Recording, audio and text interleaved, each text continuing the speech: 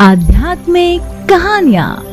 नमस्कार दोस्तों, स्वागत है आप सभी का एक बार फिर से आपके अपने पसंदीदा YouTube चैनल आध्यात्मिक कहानियों में। दोस्तों, आज की इस वीडियो में हम एक ऐसी कहानी लेकर आए हैं जो कि बहुत ही रुचिकर है। जी हाँ, जनकपुरी में आगमन। ये है रामायण काल से। चलिए शुरू करते हैं। दूसरे दिन ऋषि विश्वामित्र ने अपनी मंडली के साथ प्रातःकाल ही जनकपुरी के लिए प्रस्थान किया। चलते चलते वे विशाल नगरी में पहुंचे। इस भव्य नगरी में सुंदर मंदिर और विशाल अट्टकिलाएं शोभामान हो रही थी। वहां की बड़ी बड़ी दुकानें अमूल्य आभूषणों को धारण किए हुए स्त्री पुरुष आदि नगर की संपन्नता का परिचय दे रही थी। चौड़ी चौड़ी और साफ सुथरी सड़कों को देखकर ज्ञात होता था कि नगर के रखरखाव और व्यवस्था बहुत ही सुंदर और प्रशंसनीय थी। विशाल नगरी को पार करके वे सभी मिथिलापुरी पहुंचे।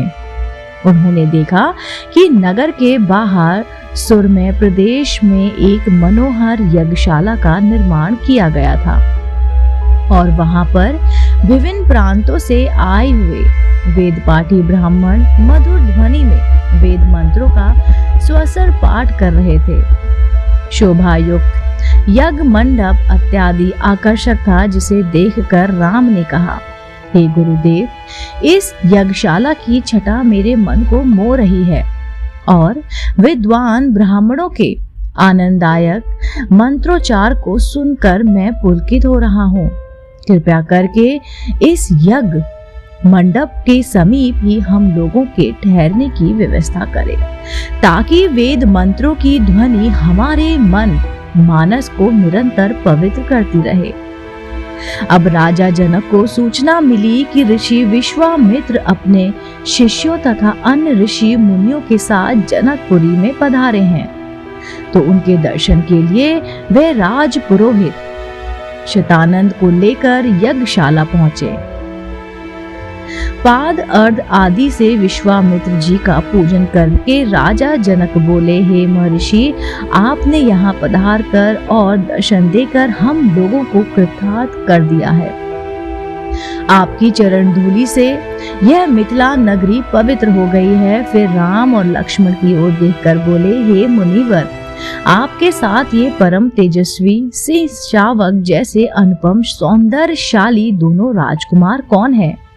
इनकी वीरता पूर्ण आकृति देखकर प्रतीत तो होता है मानो ये किसी राजकुल के दीपक हैं।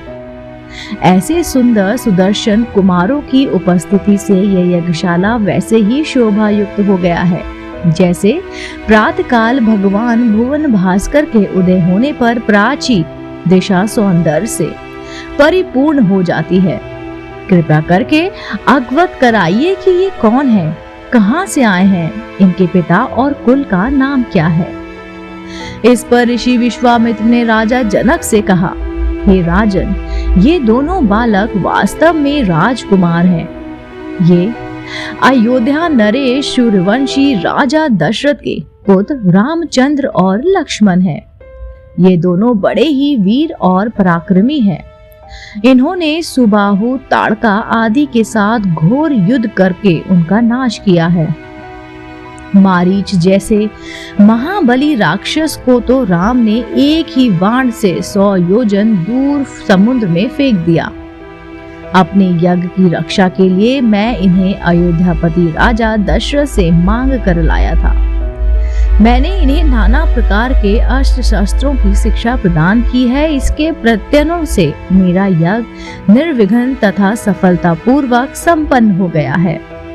अपने सद्व्यवहार, विनम्रता एवं सौहार्द से इन्होंने आश्रम में रहने वाले समस्त ऋषि मुनियों का मन मोह लिया है। आपके इस महान धनुष यज्ञ का उत्सव दिखाने के लिए मैं इन्हें यहाँ पर लाया हूँ। इस वृत्तांत को सुनकर राजा जनक बहुत प्रसन्न हुए और उन सब के ठहरने के लिए यथोचित व्यवस्था कर दिया। दोस्तों, उम्मीद करती हूँ आपको मेरे द्वारा सुनाई गई कहानी राजा राम और महर्षि यानी कि उनका जनकपुरी में आगमन कहानी पसंद आई होगी।